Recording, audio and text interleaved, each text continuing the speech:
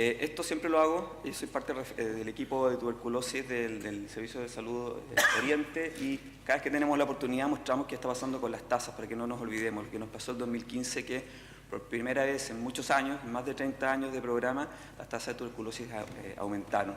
Así que, para tenerlo presente, cuando la persona, cuando olvidamos la tuberculosis, empieza a reaparecer rápidamente.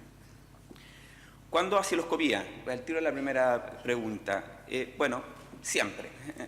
Es un examen barato, disponible ampliamente en todos los centros, en todos los servicios, consultorios de Chile.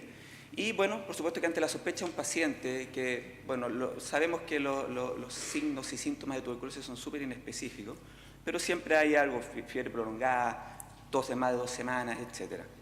El sintomático respiratorio es una definición que hizo el Ministerio de Salud para hacer tamizaje, que significa que hay que hacerle vaciloscopía a los pacientes que llevan 2 semanas o más con tos y expectoración. ¿Y por qué tamizaje? Porque la idea es encontrar la tuberculosis antes de que sea contagiante. Si solamente nosotros hacemos vaciloscopía a los pacientes que están tosiendo y que tienen fiebre y opacidades pulmonares en los lóbulos superiores, vamos a diagnosticar solamente el 30% de los casos. En cambio, si empezamos a buscar activamente los sintomáticos respiratorios, esa tasa de diagnóstico la podemos hacer aumentar hasta un 70%. Y la gracia es que vamos a diagnosticar a todos los contagiosos y vamos a cortar la cadena de transmisión. Se sugiere con vaciloscopía una pesquisa activa en 3 grupos, porque si nos vamos a hacer vaciloscopías, por ejemplo, no sé, para el Alto de las Condes probablemente vamos a estar un año haciendo vaciloscopía y el rendimiento va a ser pésimo. Pero si vamos a hacer vaciloscopía a población de adultos mayores, a diabéticos, a pacientes con VIH, a comunidades extranjeros que viven hacinados, a drogadictos, pueblos originarios, etcétera, el rendimiento que vamos a tener va a ser muy positivo. El segundo setting de pacientes donde nosotros vamos a hacer una pesquisa activa son los contactos intradomiciliarios, que es una gran fuente de pacientes, una gran fuente de diagnósticos nuevos para nuestro programa. Y las poblaciones cerradas, sobre todo las cárceles, que tienen tasas de tuberculosis que van más allá de 20 veces de la población general. Por lo tanto, tenemos estos 3 escenarios: cuadro clínico compatible, pacientes con antecedentes epidemiológicos y pacientes con antecedentes mórbidos, los cuales lo ideal es ir a hacer tamizaje. El ejemplo más en boga está en la población de pacientes diabéticos, que en algunas cortes llega a ser hasta el 20% de los pacientes de las cortes.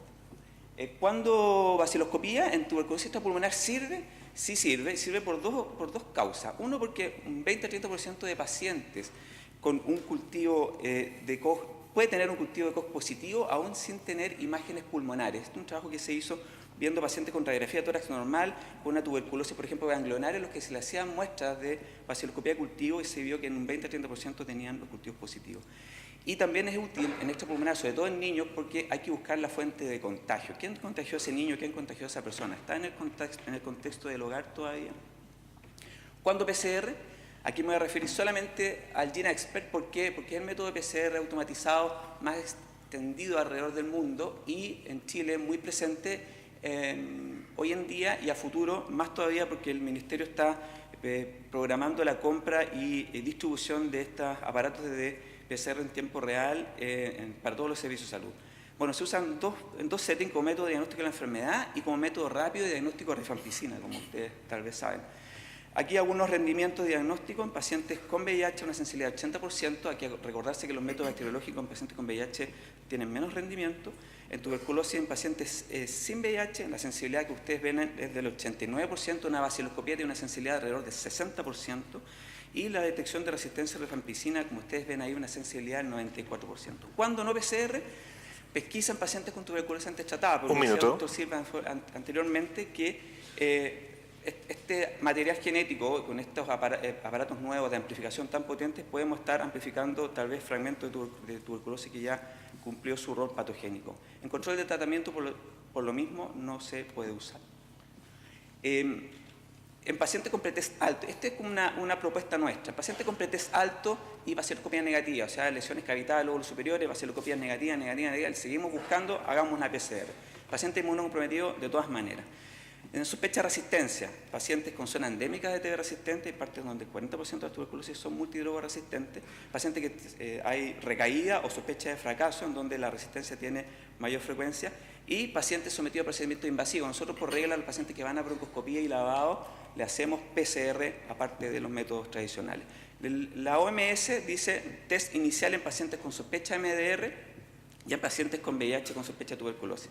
En ningún caso va a eliminar a la baciloscopía y al cultivo.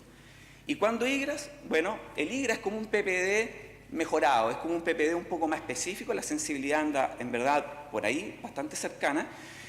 Por lo tanto, la indicación es la misma del PPD. Pacientes con infección tuberculosa latente seleccionados. ¿Por qué? Porque nosotros, si vamos a buscar infección tuberculosa latente, es porque la vamos a tratar.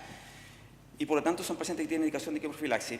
Ventajas sobre PPD, ustedes ven ahí, pacientes vacunados, anda bien, más específico para bacterias, micobacterias tuberculosas, excluyen las no tuberculosas o ambientales, es solo una muestra de sangre y tiene una discreta mayor sensibilidad que el PPD.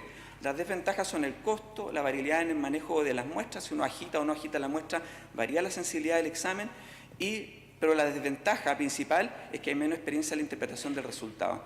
Esto solamente para mostrarles que a nivel de la reacción inmunológica, el PPD e IGRA están presentes o se hacen positivos al mismo tiempo. La indicación de IGRA que nosotros utilizamos en forma más frecuente es pacientes que van a ser sometidos a inmunodepresión farmacológica, ya sea por distintas razones. Oncología, reumatología son nuestros principales clientes.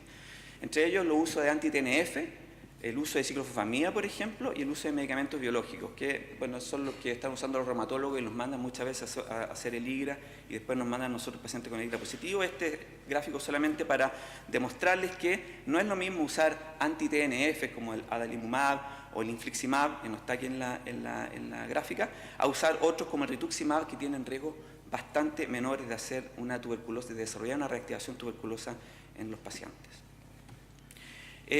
No IGRA cuando en sospecha de tuberculosis activa no sirve para hacer diagnóstico de enfermedad, al igual que el PPD, y tampoco en control de tratamiento, que fue algo que se empezó a pensar al principio cuando salió este método, que tal vez por los rápidos cambios que podían haber en sus Estamos en el tiempo, doctor. Para tratamiento, pero no sirve para eso. Muchas gracias. Hasta luego.